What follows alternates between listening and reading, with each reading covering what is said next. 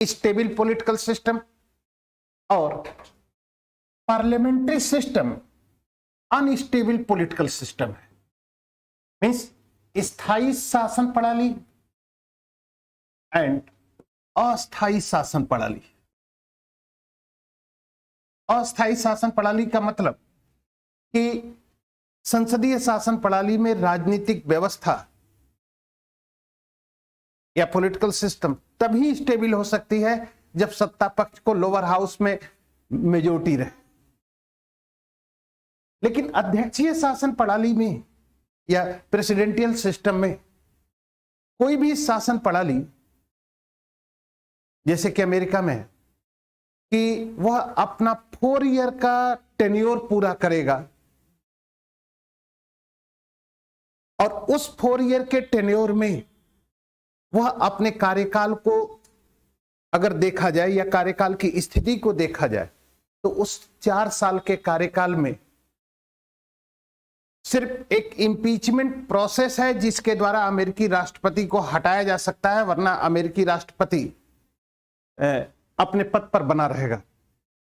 ठीक, इसका मतलब कि अमेरिका का राष्ट्रपति अपना टेन्योर पूरा कर सकता है। लेकिन अनस्टेबल पॉलिटिकल सिस्टम में जो सिचुएशन है, यह सिचुएशन है कि पॉलिटिकल सिस्टम स्टेबल है या unstable depend upon the majority in lower house. Clear? अब एक सिचुएशन तो ये थी, दूसरी सिचुएशन थी कि न्यू इंडिया जो थी, न्यू इंडिया यानी मीन्स 1947,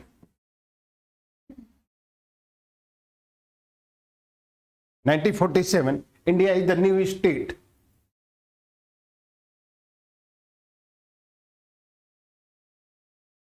इकोनॉमिकली पॉलिटिकली बहुत ही पिछड़ा हुआ, आर्थिक दृष्टि से पिछड़े हुए एक राज्य के रूप में भारत स्वतंत्र होता है और भारत के समक्ष यानी इंडिया के समक्ष इकोनॉमिकल एंड पॉलिटिकल डेवलपमेंट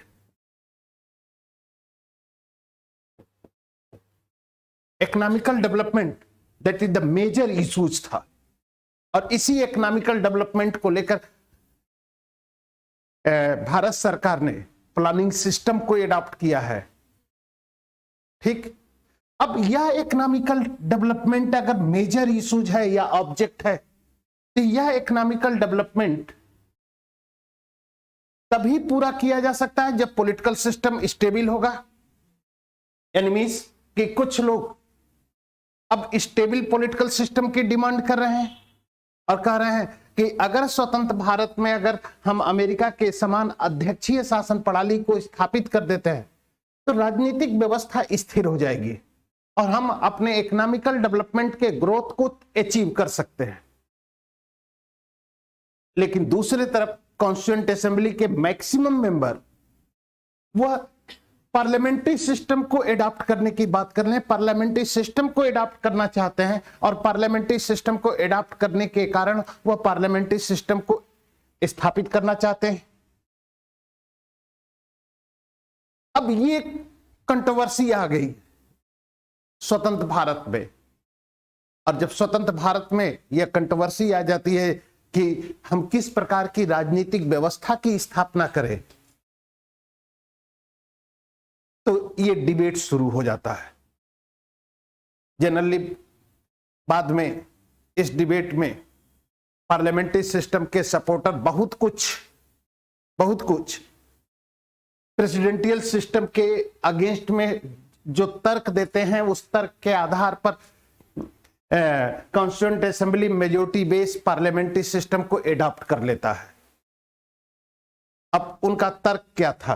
तर्क ये था कि अगर हम पार्लियामेंट्री सिस्टम को एडॉप्ट करते हैं, प्रेसिडेंशियल सिस्टम को एडॉप्ट करते हैं, मींस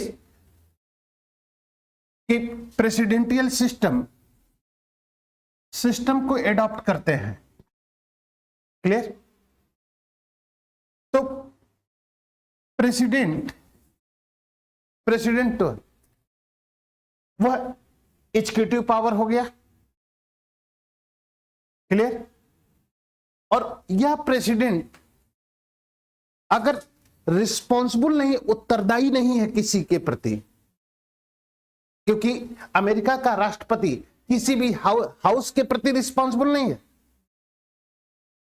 तो अगर किसी हाउस के प्रति रिस्पॉन्सिबल नहीं है तो एक सबसे बड़ी समस्या जो आएगी, सबसे बड़ी जो प्रॉब्लम क्रिएट होगी वह यह है कि भारत के लोग पॉलिटिकली अनएक्सपीरियंस हैं।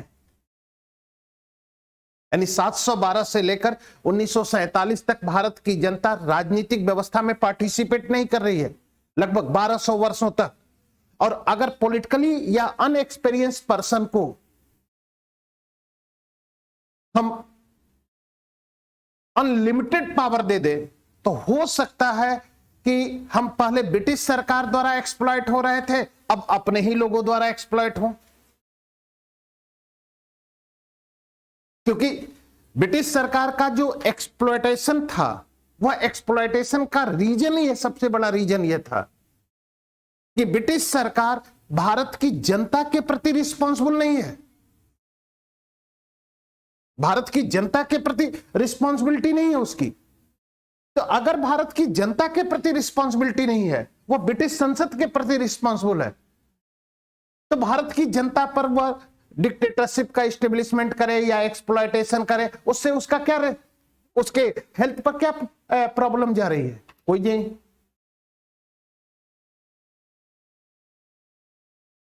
क्लियर। इसलिए प्रेसिडेंटियल सिस्टम को हम एडॉप्ट नहीं कर पा रहे थे। दूसरी बात जो सबसे इंपॉर्टेंट थी वह यह थी कि कॉन्स्टिट्यूएंट असेंबली के मैक्सिमम मेंबर ब्रिटेन के पार्लियामेंट्री सिस्टम का सपोर्ट करना चाहते हैं, उत्तरदायी सरकार की स्थापना, या that is the establishment of the responsible government for new India या न्यू स्टेट। मीन्स कि हम स्वतंत्र भारत के लिए या नए भारत के लिए जो स्वतंत्रता के पश्चात क्या कहा जाता है अस्तित्व में आया है, उसको हम एक रिस्पॉन्सिबल गवर्नमेंट का इस्टेब्लिशमेंट करना चाहते हैं, एक उत्तरदायी सरकार की स्थापना करना चाहते हैं। ठीक। अब इस उत्तरदायित्व के लेकर और उत्तरदायी सरकार या रिस्पॉन्सिबल गवर्नमेंट का इस्टेब्लिशमेंट सिर्फ पार्लियामेंट्री सिस्टम ही दे सकता था, सिर्फ पार्लियामेंट्री सिस्टम ही दे सकता है। तो अगर पार्लियामेंट्री सिस्टम दे सकता है तो संविधान सभा के सदस्यों ने, मैक्सिमम संविधान सभा के सदस्यों ने अध्यक्षीय शासन प्रणाली के अगेंस्ट में संसदीय शासन प्रणाली को एडॉप्ट कर लिया। ठीक। अब जब संसदीय शासन प्रणाली को एडॉप्ट कर लिया गया तो संसदीय शासन प्रणाली का जो कैरेक्टर होता है वह कैरेक्टर है कि 2 types of executive, nominated and real, नाम मात्र की और एक वास्तविक। और नाम मात्र की कार्यपालिका वह कार्यपालिका होती है जिसमें शासन की संपूर्ण शक्तियां एक व्यक्ति के पास होती है, लेकिन वह वास्तविक रूप में उस शक्तियों का प्रयोग नहीं करे। रियल होता है कि जो वास्तव में शक्तियों का प्रयोग करता है। अब शक्तियों का वास्तव में प्रयोग कौन करता है? मंत्रिपरिषद करती है। ठीक। मंत्रिपरिषद सामूहिक रूप में लोकसभा के प्रति उत्तरदायी हो गई, यानी जनता के प्रति उत्तरदायी हो गई। और अगर जनता के प्रति उत्तरदायी है तो कोई भी सरकार अगर जनता के प्रति, तो जनता के हितों की अगर उपेक्षा करेगी तो जनता उसके पद से हटा सकती है। ठीक। यानी पार्लियामेंट्री सिस्टम, तो इस तरह से ये डिबेट खत्म हो जाती है। 1950 में डिबेट खत्म हो गई, लेकिन 1998 में एक डिबेट आ गई और डिबेट आती है वह यह कि क्योंकि 1989 से लेकर 2014 तक भारत इंडिया एक पॉलिटिकल अनस्टेबिलिटी है। क्लियर? राजनीतिक अस्थायित्व है। ठीक? अब इस राजनीतिक अस्थायित्व के कारण ये, और यहां पर 1991 में इकोनॉमिकल रिफॉर्म की पॉलिसी लागू कर दी गई। इसका मतलब हो गया कि जब पॉलिटिकल अनस्टेबिलिटी है तो इस पॉलिटिकल अनस्टेबिलिटी में इस इकोनॉमिकल रिफॉर्म का मैक्सिमम बेनिफिट भारत नहीं उठा पा रहा है। उसी समय 1998 का इलेक्शन हो रहा है और 1998 के इलेक्शन में एक पॉलिटिकल पार्टी का ऑर्गेनाइजेशन है। उस ऑर्गेनाइजेशन ने अपने इलेक्शन मैनिफेस्टो में कहा कि अगर सरकार मेरे ऑर्गेनाइजेशन की बनती है तो हम कॉन्स्टिट्यूशन का रिवीजन करने के लिए एक कॉन्स्टिट्यूशनल रिवीजन कमेटी या कमीशन का गठन करेंगे, जो यह डिफाइन करे कि अगर भारत का हित संसदीय शासन प्रणाली में है कि अध्यक्षीय शासन प्रणाली में। क्लियर? तो इलेक्शन के बाद वह ऑर्गेनाइजेशन आ गई। अब उस ऑर्गेनाइजेशन के आने के बाद अब उसने अपने इलेक्शन मैनिफेस्टो को इंप्लीमेंट किया, लागू किया, और भारत के पूर्व मुख्य न्यायाधीश वेंकट चलैया की अध्यक्षता में 11 सदस्यीय संविधान समीक्षा आयोग का गठन किया गया। ठीक? इस संविधान समीक्षा आयोग ने संसदीय बनाम अध्यक्षीय शासन के संबंध में किसी भी प्रकार की रिकमेंडेशन नहीं दी।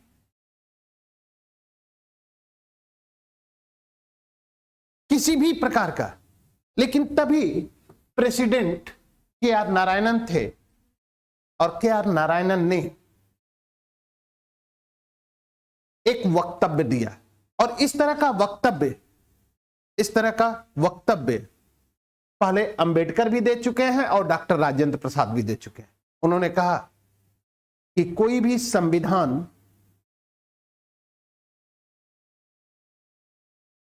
बुरा नहीं होता, संविधान की सफलता और असफलता उसके क्रियान्वयन पर निर्भर करती है। ठीक? यानी मींस कि संविधान सिर्फ पॉलिटिकल सिस्टम को स्टेबल कर रहा है। अब इस सिचुएशन में या इस स्थिति में जो स्थिति उत्पन्न हो जाती है या जिस स्थिति को स्थापित कर दिया जाता है, अगर हम राष्ट्रपति के.आर. नारायणन के विचारों का विश्लेषण करें तो एक चीज कि भारत में राजनीतिक अस्थिरता के लिए, क्योंकि ये फेज है आपका गठबंधन का, कोलिशन गवर्नमेंट की फेज है, और कोलिशन गवर्नमेंट में आपकी पॉलिटिकल अनस्टेबिलिटी है। तो अगर हम के.आर. नारायणन के विचारों का विश्लेषण करें तो उन विचारों के विश्लेषण से या उनके थॉट, क्योंकि जब उन्होंने कहा कि कोई भी संविधान असफल नहीं होता, संविधान की सफलता और असफलता निर्भर करती है कि उस संविधान का क्रियान्वयन किस प्रकार से किया जाए। अगर अंबेडकर के.आर. नारायणन के इन विचारों का अगर हम विश्लेषण करते हैं या इन विचारों को, तो एक चीज साफ होती है कि पॉलिटिकल पार्टियां, भारत की जितनी भी पॉलिटिकल पार्टियां थी, वह भारत में राजनीतिक अस्थिरता के लिए संविधान को जिम्मेदार बना रही हैं। लेकिन के.आर. नारायणन ने यह कहा कि भारत में राजनीतिक अस्थिरता के लिए संविधान जिम्मेदार नहीं है, बल्कि उसका इंप्लीमेंट है। और इंप्लीमेंट का मतलब कि पॉलिटिकल पार्टियां सत्ता में आती हैं और सत्ताधारी दल अपने राजनीतिक हितों को लेकर राजनीतिक व्यवस्था। अब यहां पर दो सवाल खड़े हो गए। जिस उद्देश्य को लेकर वेंकट चलैया की अध्यक्षता में, यानी पार्लियामेंट्री वर्सेस प्रेसिडेंशियल सिस्टम के डिबेट को लेकर अगर वेंकट चलैया की अध्यक्षता में अगर कमीशन का गठन किया जाता है, अगर वह कमीशन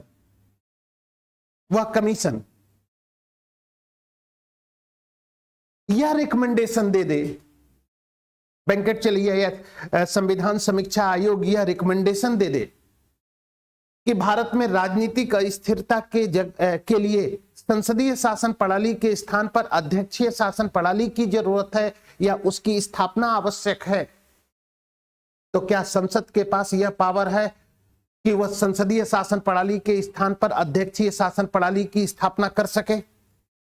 पहला क्वेश्चन तो यही निकल गया